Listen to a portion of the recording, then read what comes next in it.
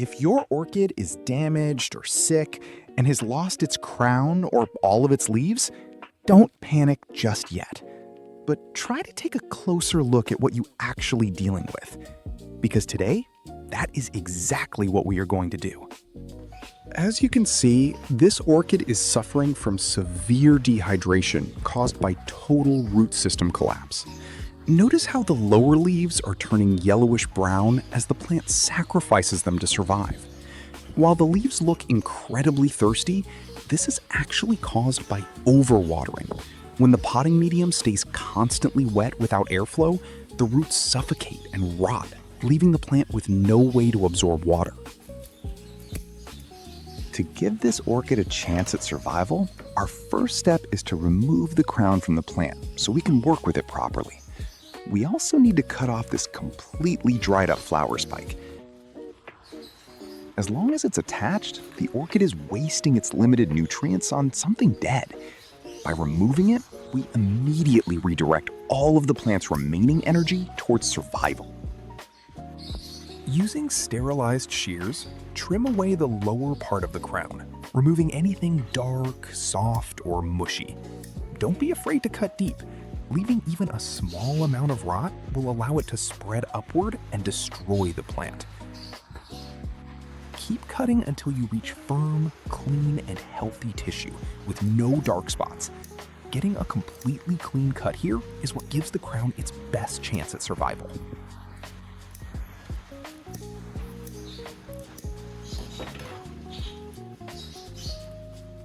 Oh, and real quick, where are you watching this from?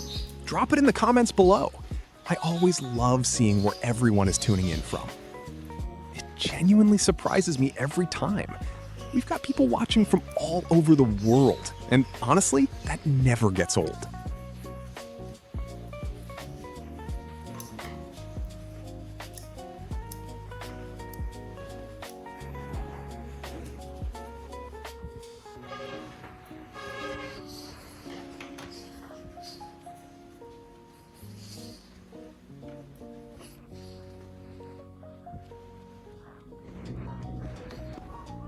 Now, give the crown a quick rinse using a gentle water spray, just enough to wash away any residue from the trimming and clear off any remaining debris from the decayed parts we just removed.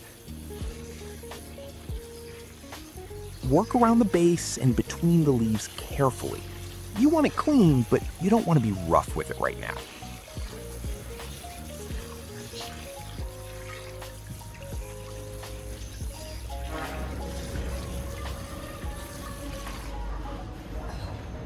You're right.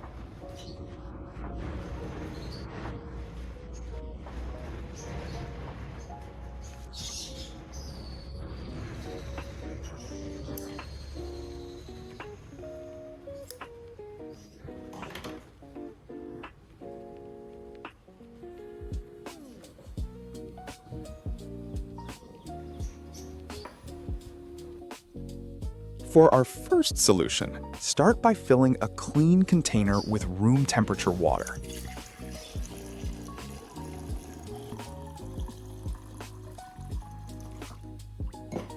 Then, add a teaspoon of honey.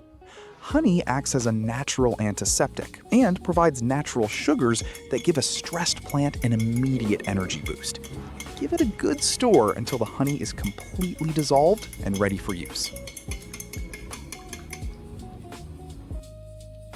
With the solution ready, submerge the entire crown into the solution, making sure every part of the base is fully covered. Let it soak for roughly 20 minutes.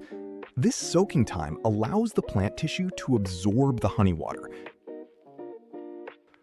While that soaks, let's prepare our second solution by prepare and cut a fresh aloe vera leaf into small pieces directly into a jar to expose the gel and juice.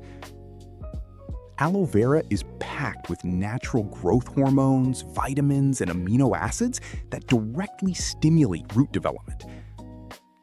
For a crown that has lost its root system, this solution sends the essential signal it needs to start growing new roots. Then, fill the jar with water to fully cover the aloe pieces, and stir it well to release the gel and juice. The water will become slightly cloudy, which means the natural compounds are successfully dispersing into the solution. Close the lid and let it infuse while the honey soak finishes, so the second solution is ready right when you need it. After 30 minutes, remove the crown from the honey solution. You can already see the leaves look slightly less wrinkled and more plumped up, showing that the rehydration is working. The base also looks more hydrated and alive. It's a small change, but it proves the plant is still fighting, and recovery has officially started. And this is also the perfect time to come back to strain the aloe vera solution through a fine mesh strainer. What you're left with is a clean, slightly cloudy liquid packed with all those growth hormones and natural compounds that fully transferred into the water during the infusion time. Before soaking, we have one last ingredient to add to the aloe solution: a single tablet of vitamin B1. Vitamin B1 is incredibly in helping to calm the plant at a cellular level by reducing transplant shock and stress recovery, strengthening its resistance, and encourages the orchid to focus its energy on producing new roots. Using a soaked soft tissue in the solution and thoroughly wipe down every part of the crown, the top and bottom of each leaf, the stem, and the base. This delivers the growth compounds and vitamins directly through the leaf tissue, while the plant is highly receptive.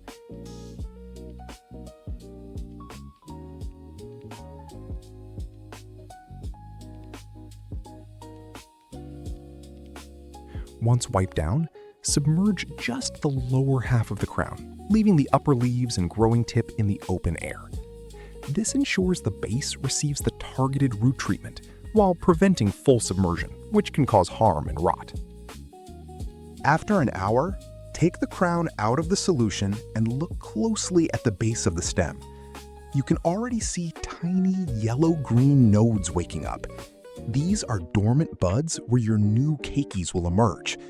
The aloe vera and vitamin B1 are already stimulating the plant at a cellular level, leaving the leaves noticeably fuller and more hydrated. Before potting, we need to apply a light dusting of cinnamon powder directly onto the trimmed areas of the crown.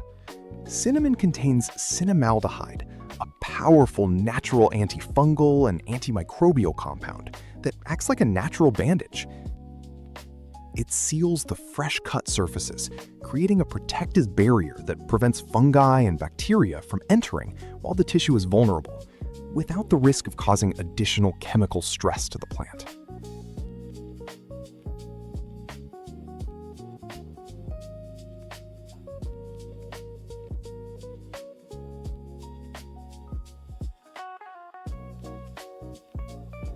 To set up the recovery system, nestle the base of the crown securely into a piece of foam to keep it stable.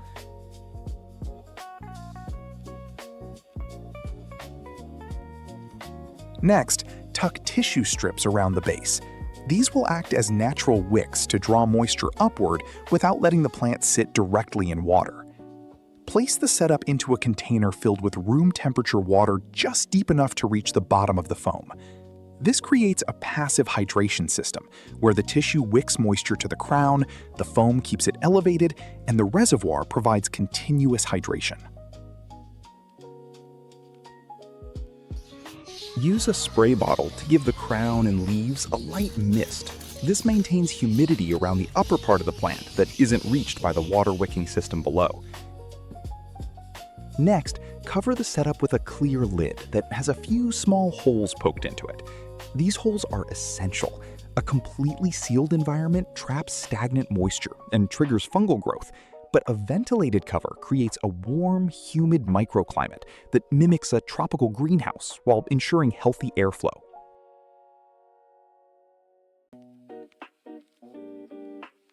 Now, place the setup somewhere with bright, indirect light, away from direct sunlight and cold drafts. The best thing you can do for this orchid right now is provide a stable environment.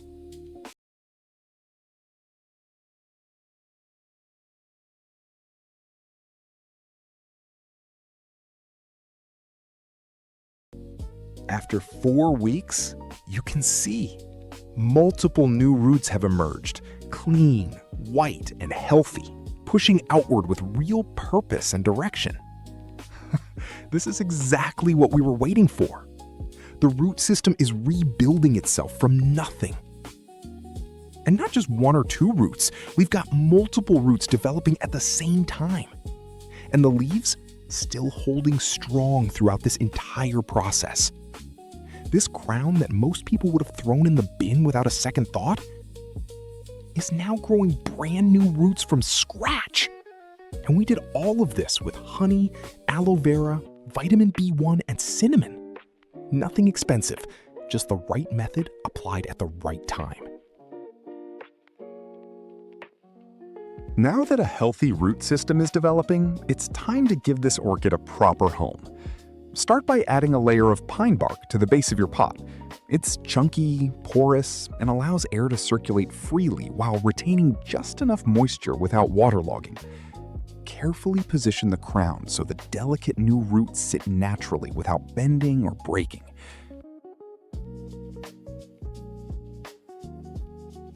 Fill the rest of the pot to the brim with pine bark, working it gently around the roots so the plant is snug, stable, and upright, but not packed so tightly that it blocks essential airflow.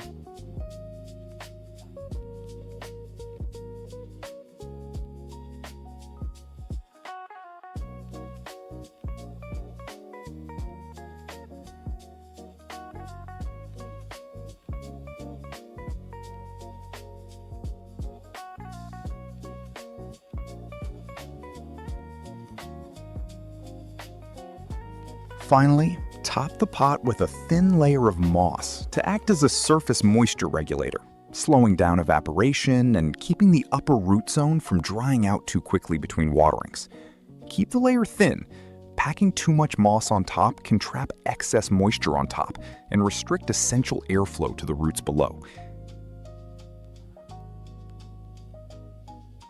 Give it a final light mist, which will be the baseline for your routine care going forward. Avoid heavy watering or soaking. Instead, provide a gentle mist every couple of days to maintain consistent moisture around the roots and leaves, all while keep the pot in bright, indirect light, away from direct sun and drafts.